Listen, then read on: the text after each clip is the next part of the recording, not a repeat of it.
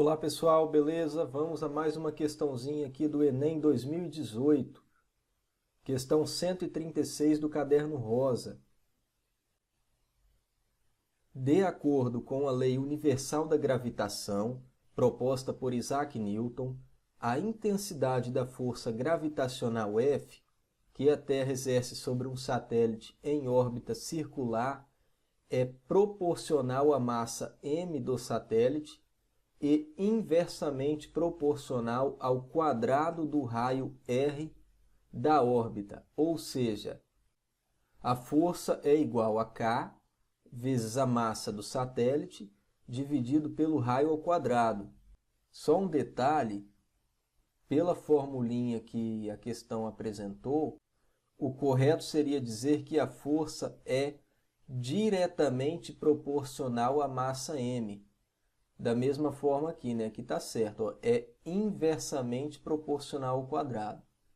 Correto? Dando continuidade, no plano cartesiano, três satélites A, B e C estão representados cada um por um ponto M, R, cujas coordenadas são, respectivamente, a massa do satélite e o raio da sua órbita em torno da Terra.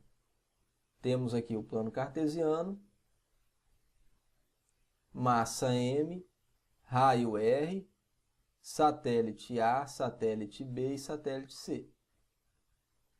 Com base nas posições relativas dos pontos no gráfico, deseja-se comparar as intensidades FA, FB e FC da força gravitacional que a Terra exerce sobre os satélites A, B e C, respectivamente. As intensidades FA, FB e FC expressas no gráfico satisfazem a relação. Percebam que o objetivo aqui não é calcular o valor de cada uma das forças, e sim compará-las, né? Observando aqui o nosso gráfico, percebam que o raio da órbita do satélite A é igual ao raio da órbita do satélite B. Correto? Estamos aqui na mesma linha, né? E a massa do satélite A é igual à massa do satélite B. São duas informações importantes. Vamos então anotar essas informações. O raio da órbita do satélite A é igual ao raio da órbita do satélite B e a massa do satélite A é igual à massa do satélite C. Já que nós descobrimos essas duas igualdades, nós iremos comparar as forças gravitacionais de A e B e as forças gravitacionais de A e C. Nós já vimos que o raio da órbita de A é igual ao raio da órbita de B. Agora nós vamos comparar as massas. Pelo gráfico, é possível observar que a massa do satélite B é maior do que a massa do satélite A. Ou seja, m de B é maior do que m de A. Observando a fórmula da força gravitacional, a força ela é diretamente proporcional à massa e inversamente proporcional ao quadrado do raio. Como os raios são iguais, nós já vimos aqui que R de A é igual a R de B, o determinante aqui será a massa dos satélites.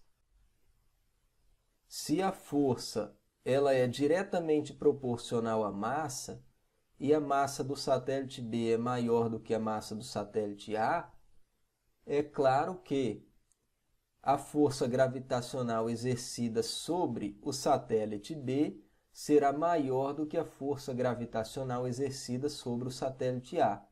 Ou seja, F de B é maior do que F de A. Agora nós iremos comparar as forças gravitacionais sobre os satélites A e C. Nós já vimos que a massa de A é igual à massa de C. Vamos comparar agora os raios de A e C.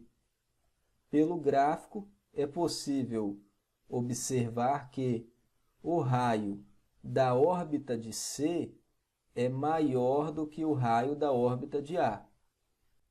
Ou seja, R de C é maior do que R de A. Agora nós vamos analisar mais uma vez a fórmula da força gravitacional. Nós temos aqui que as massas são iguais, então o determinante será o tamanho do raio. Percebam que o raio da órbita de C é maior do que o raio da órbita de A.